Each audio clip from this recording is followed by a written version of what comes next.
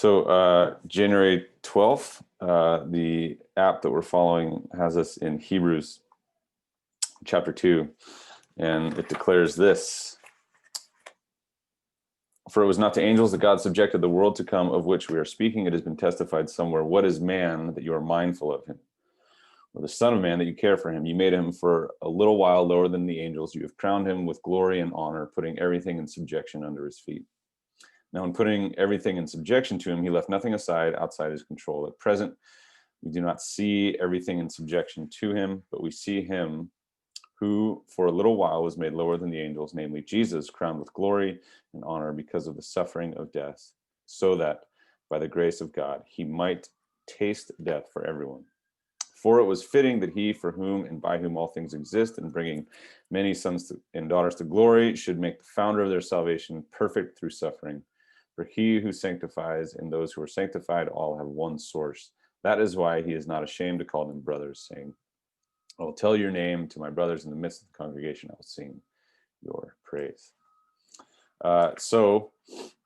In very sort of short and summarizing kind of terms, this is basically saying that Jesus is the perfect author and pioneer and perfecter of our faith, and the one who for a little while became lower than angels, for a little while entered into human existence in order to bring about a pathway of salvation for humanity. And so there's this language here in Hebrews 2, and similar language is found in Hebrews 12, right, where there's this celebration of who Jesus is. And Hebrews 12:2, looking to Jesus, again, the pioneer and perfecter of our faith.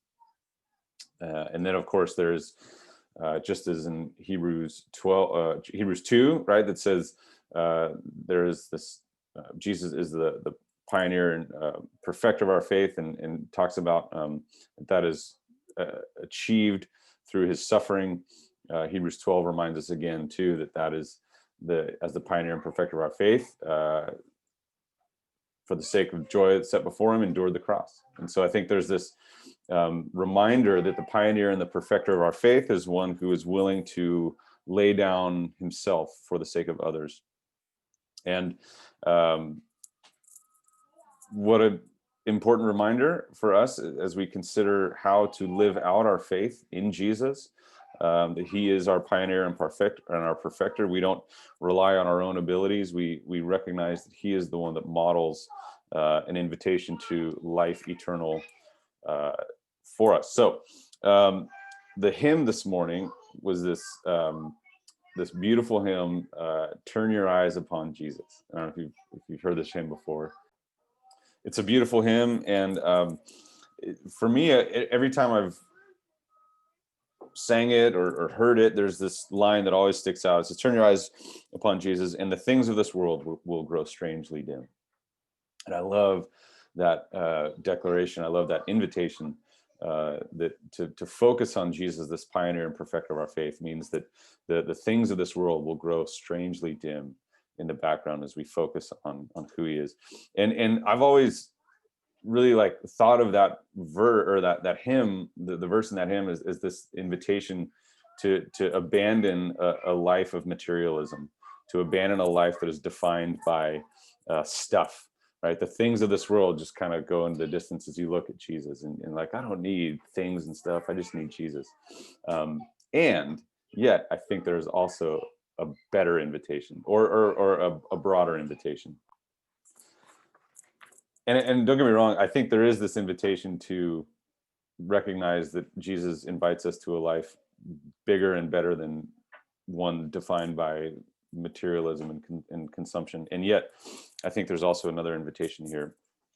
I encountered this quote from Dietrich Bonhoeffer yesterday, and it was a Facebook post I shared, and it comes from this book, a compilation of letters and papers that he wrote from prison.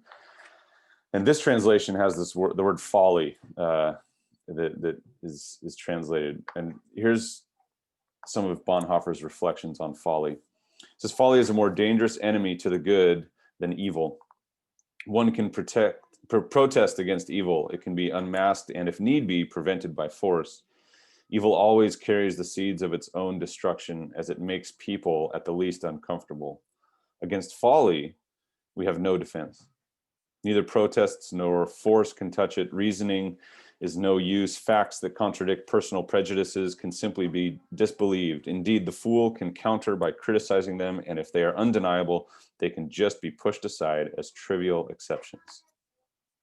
So, the fool, as distinct from the scoundrel, is completely self-satisfied. In fact, he can easily become dangerous, as it does not take much to make him aggressive. A fool must therefore be treated more cautiously than a scoundrel. We shall never again try to convince a fool by reason, for it is both useless and dangerous.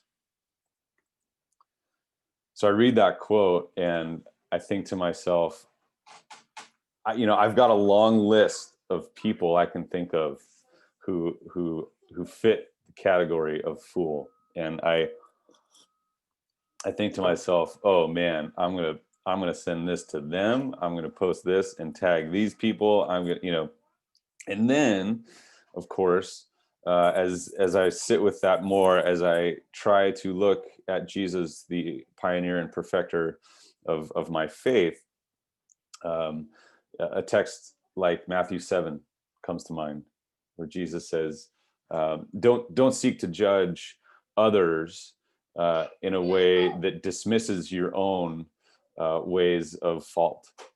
And I think that we can misunderstand this passage. This is a whole separate topic. That what Jesus is saying, he's not saying don't ever discern between right and wrong. That is not what Jesus is saying at all. But he is saying, as you consider the ways that other people get it wrong, take a moment to offer some introspection. Take a moment first to consider the ways that you may have it wrong. And so for me, I think I read a quote like this from Dietrich Bonhoeffer, and the ways of this world of self-righteous, assuming that I've always got it right. For me, there's an invitation here to let that slip into the background, to let that grow strangely dim, as I consider Jesus' invitation and challenge and command to take, quote, the log out of my own eye before I take the splinter out of my neighbor's. So this morning, as I look at Jesus, and I think there's this recognition that to do so is to allow some of the other things in this world to grow strangely dim. So as I look at Jesus this morning, self-righteousness grows strangely dim. Hate toward the other can grow strangely dim. The inability to confess wrongdoing in our world and fault, I think, can grow strangely dim. The denial of God's image borne by our enemy, that grows strangely dim. Selfishness, violence to achieve one's desires. These are the kinds of things that can grow strangely dim as we keep our eyes fixed on Jesus, the author and pioneer of our faith. So may our visions of Jesus cause the ways of a broken world to fade into irrelevance as we gaze upon the pioneer and perfecter of our faith that cries out for God's will to be done on earth here as it is in heaven. Amen.